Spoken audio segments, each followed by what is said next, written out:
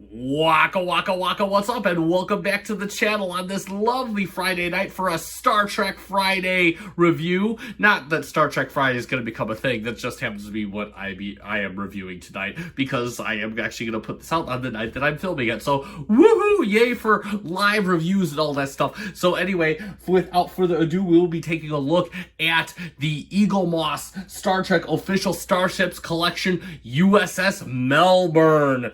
And yeah, we're gonna dig real deep into this now. So a quick overview about the Melbourne. The Melbourne is a Nebula class starship.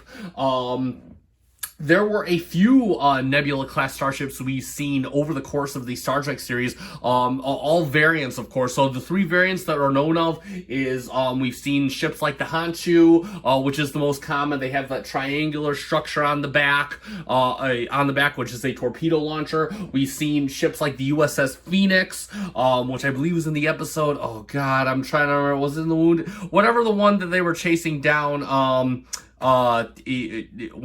Riker's, I believe it was one of Riker's old captains, he was attacking the Cardassians. That was the Phoenix that had like the kind of dish you see on the, kind of like a sensor dish on top. And then, of course, the U.S.S. Melbourne, which right here, and as you can see on the back, it's got two additional nacelles. This is actually the most uncommon one. And correct me if I'm wrong, Trekkers, I do believe that this is a Wolf 359 ship.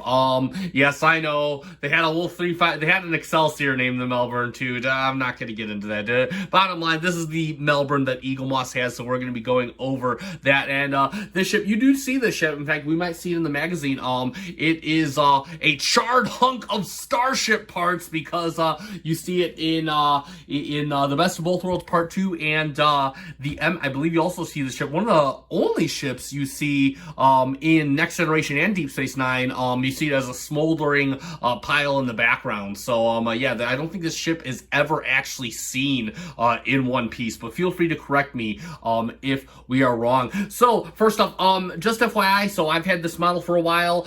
It's gonna go over my usual spiel again. Eaglemoss, bankrupt, not making ships right now. Not gonna go into all that stuff, but so bottom line, this is an older model that we're gonna be taking a look at. I'm not taking a look at the box today. I'll put a link in my description to my other reviews. In my Enterprise C Probert review, I did look at the box. All the boxes are exactly the same. The only thing different is the plastic bubble on top with the different star. This isn't even the box for the Melbourne, so just FYI. So I'm not even going to be doing the box for all the ships for the non-XLs and the non-specials. If it had a box like this, I'm not going over the box. So just FYI, I'll put a link to the Probert C1, which is my best video, by the way, according to view count. Yeah, you can watch that if you really want to see the box. They're all the same. So we're not even gonna get out of here. All right. And to start off, we will go over and move the Melbourne all the way back so it can be seen just like it was seen in Next Generation. We're going to go over the magazine. So again, got the issue number 156 towards the end of this ship. This ship was not like wide, like Eaglemoss towards the end, and I'm not sure. I started collecting Eaglemoss in 2017, a few years after they started the collection. So there were a few ships that like most ships would go straight to the store. I actually pre-ordered this before it came out and got my copy, and I never saw it appear in the store.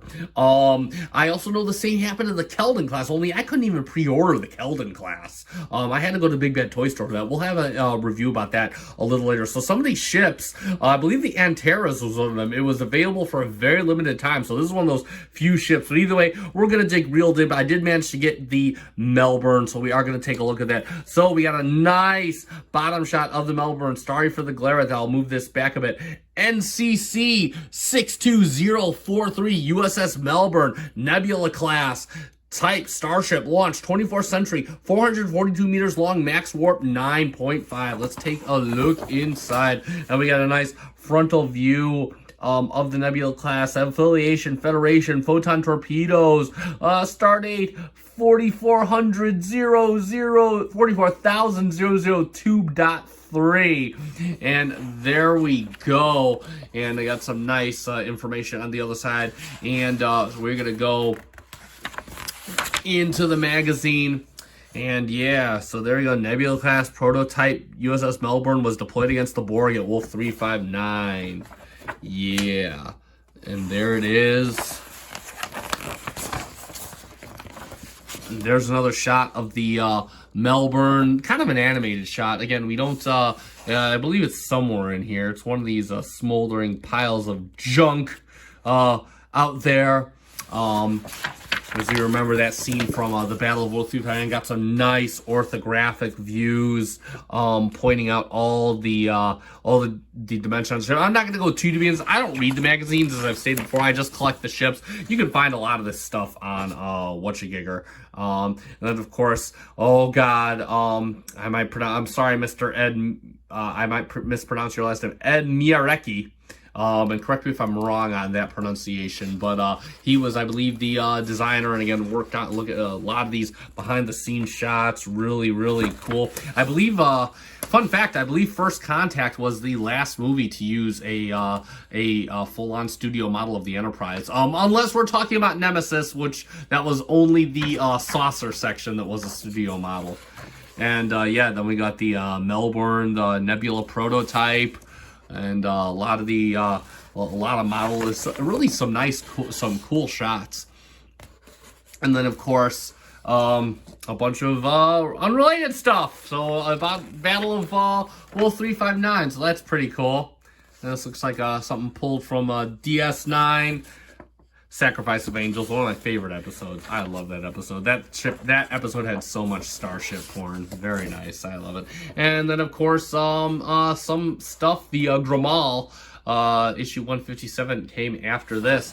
And then of course a nice orthographic top view of the U.S.S. Melbourne right there. That is pretty cool.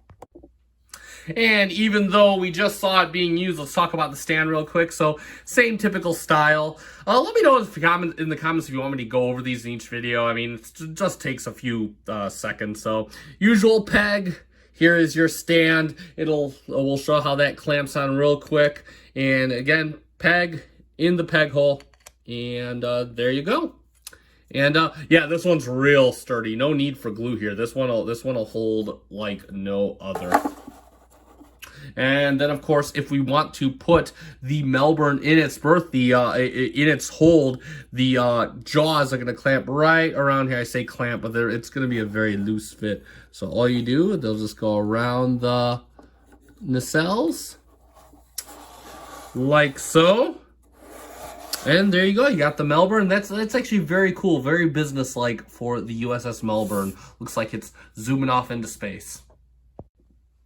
So let us get a look at the U.S.S. Melbourne. And yeah, so until I got this ship in hand, and again, I do like the Nebula class. Fun fact about the Nebula class, the Nebula class, I believe, is, so it's a Galaxy saucer, and it's the Galaxy Star Drive section. I believe it's either the neck removed or, yeah, it's the neck removed. And of course, they take the nacelle carriage and they move it from here to the center and they flip it upside down. So, and they get you your Miranda-esque version of the Nebula, a version of the Galaxy class. So there you go. So yeah, this is probably my favorite version of the Nebula class variants. Love just the look of the ship. Lot going on in the back. One of the issues that I found with Nebula ships is, and I'm not sure if it's on my honcho, I know it was on the first honcho I got, is that at least it feels like to me the saucer is kind of tilted on an angle, like or the torpedo launcher was tilted on an angle, and it doesn't look like that's an issue here. But moving in, you got some nice detail again for such a small model. I love how detailed this is. You can even feel the little ribs in the shuttle bay door. It's really cool. Got that USS Melbourne NCC 62043, let's see on the bottom, and yeah, NCC 62043. So really great detail all over. You got the phaser strip embossed on there, and a lot of these escape pods embossed. Got the nice light detail, and you could feel, you can kind of see all the Aztecing done really nice. I mean, you can see the geometrical shapes. It looks very, very good. And then we got kind of a color switch. It switches to a bit of a lighter color as we move towards the back. You can kind of see the impulse engine. Even the impulse engines have this texture on them. They are painted, by the way. They have this nice texture moving back forth. Got the two top nacelles. Got the Federation pennants on there, looking real sharp.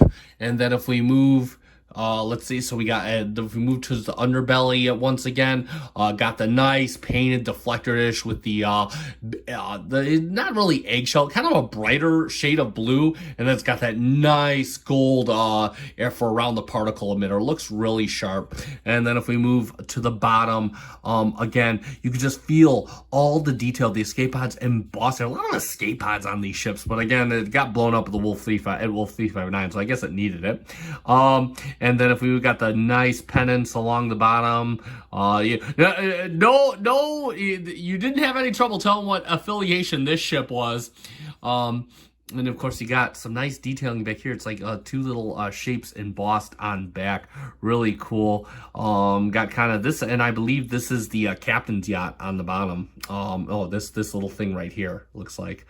But yeah, you got some nice details. Again, I love, for such small models, one of the things I love about Eaglemoss is for a lot of these ships, they really pack a lot of the detail. There's a lot to touch, lot to feel. Looks really good. Moved on. It looks like we got a few separate. Now the saucer is, I believe, the die-cast part of this. The starter section is all plastic. Got a little bit of a gap right here. Again, this is a 3 pieces. I can't imagine this would have been easy to put together. So this is like, so it looks like we got a separate piece here. We got the star drive section as a separate piece. Then we got this section with the nacelles as a separate piece. So lots of pieces going on. Of course, the saucer being a separate piece in itself. Got a phaser strip back here on the nacelle pylons. Nacelles, the Bassard collectors, and this is standard for the Galaxy class, done in that nice deep red transparent plastic with the blue for the warp coils, which is awesome because they did that on, look at these teeny tiny ass nacelles. Look at that. And they did, that's transparent plastic for the Bassard collectors, and the nice clear, they did that for such small details. Eaglemoss could have just said, nah, we're gonna paint it and call it a day. But they didn't, and so that's what I like. They got that nice detail on. Oh, sorry about that. It went outside of the camera. Nice detail on here. Not sure what is back here. I'm wondering if this is a shuttle bay. I'd probably have to look at the magazine, which I don't bother reading. But you got that nice structure back there with the Nebula classes. So that's pretty cool. Now, one thing, an issue on my ship, an unfortunate issue, is, of course, we can already see kind of the nacelles are supposed to be more flat, and this one is really angled inwards. It's not, again, I still really love this model. It's just kind of a bummer.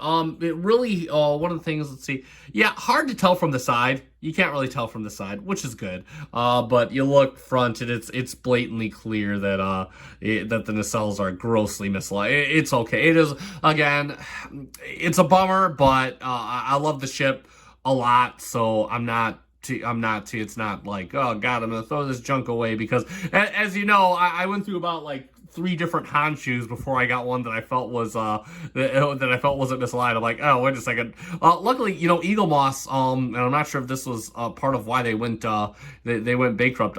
If you pointed out the defect, they would gladly send you another one at no cost. So that was a good thing about Eaglemoss. Yeah, got like 3 Nebula classes sitting in my drawer that I don't use because they look misaligned. And let's see the top, and Yeah, that looks kind of, you can see that the nacelles are kind of misaligned. Of course, the camera's not focusing, but you can kind of see, looks like they're kind of, it's all, yeah, it is what it is. But yeah, no, absolutely, gorgeous, gorgeous, model. And, well, I could say something about the misalignment, but, it's not like I can get another one because these were already seemingly underproduced as it is. And as a final thing, we're going to bring in her sisters, the U.S.S. Phoenix and the U.S.S. Honshu. So you can kind of see how this works out. Now pull these out of their stables so we can get a look at each of these. So let me bring the camera up so you can take a look. I went up too high. And you can kind of see how this works out. Again, got the dish kind of tilted forward on the Phoenix. Wow, it's separated. That's okay. It's just quick. Put it back in. I'll probably put a dab of glue on this. So I got to be very careful. But luckily, the star drive section is plastic, so you can kind of see how that works out. Pretty much similar from the front end until you bring it up and over. Again, kind of hard to hold these two ships at once. We'll put the Phoenix back in its berth real quick. Oh, hold on. Set this down so we could do this.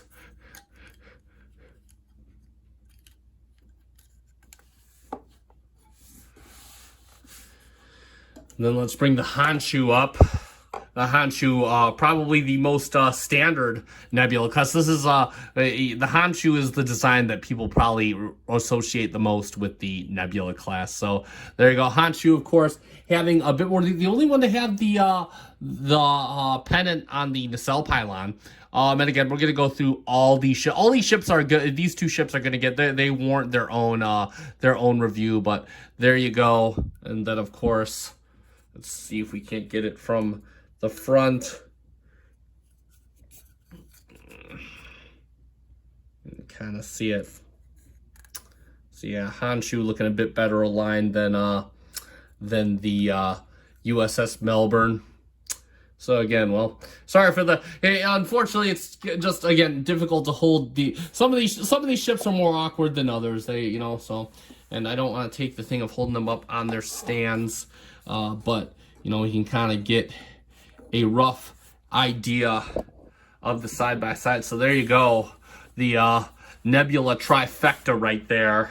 And yeah, they look pretty. They look pretty good together. It's unfortunate that well, two of these ships were destroyed, and the Phoenix hopefully still lives to fight another day.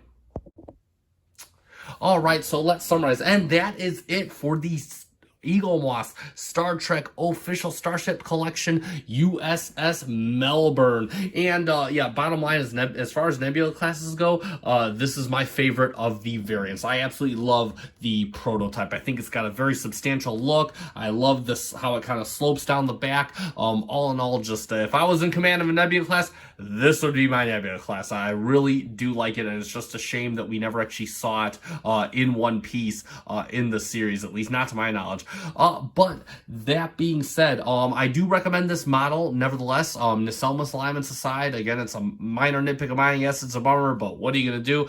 If you can get this model for a decent retail price. That being said, this model, as I've stated previously in the video, this model was pretty scarce even when it was new. So just something to be mindful of. I have not checked into aftermarket prices on what this is going for. But again, if you can get it, I highly recommend it if you're a completionist or just a fan of the Nebula class. It is very cool. So with that all said, it is getting time to end. So if you like this video and want to see more, please like and subscribe. I will put a link in below down to the rest of the Eaglemoss videos in my Eaglemoss playlist, so you can check that out, or stick around and check out some of the other videos on the channel. Leave a comment if you feel so inclined. I love talking Trek, or just tell me you love me and I will reciprocate in kind. So having said all that, I have been FC Finch. Thank you so much for watching. Live long and prosper.